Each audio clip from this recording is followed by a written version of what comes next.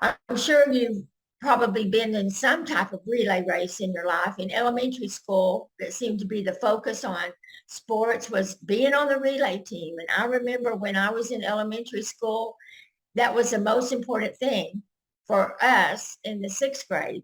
We did not have a basketball team. We didn't have tennis teams. We didn't have those types of organized sports at all. But we did have a relay team, or also referred to as the girls' track team. Now, I've always been small. I'm only 5'2 3/4, and that 3/4 really makes a big difference to me. So I grew up short, small framed, and very, very short legs. And all the girls were like Amazon women standing next to me in all of the photos. But I wanted so desperately to be on the track team.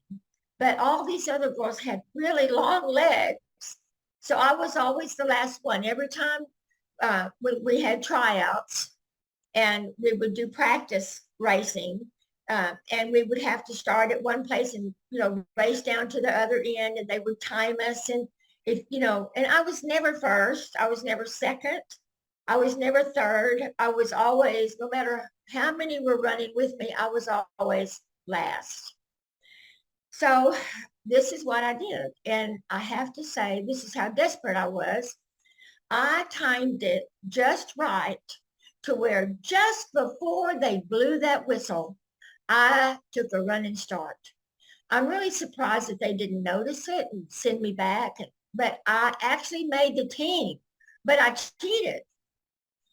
I cheated to get there, but I didn't care because I wanted to be on that team. It was like life or death to me. Well, the problem was when we actually ran the actual race in competition, I was running second post, and we lost the whole thing because I ran so slow. They passed the baton to me, but I just couldn't outrun those long-legged girls, and they were way ahead, and I was just dragging in to get to pass that baton to the third post. And it was just so embarrassing, enough as it was. And we get into our little huddle at the end, and the coach says, well, if Sandie hadn't run so slow, we might have had a chance. Well, I just felt awful. But one thing I did in defense of myself, I rose up and said, yeah, but I didn't drop the baton. So that's my focus today. We don't want to drop the baton. We may not always be the fastest because really timing is everything. But when we are in this race for God, we don't want to drop that very important baton.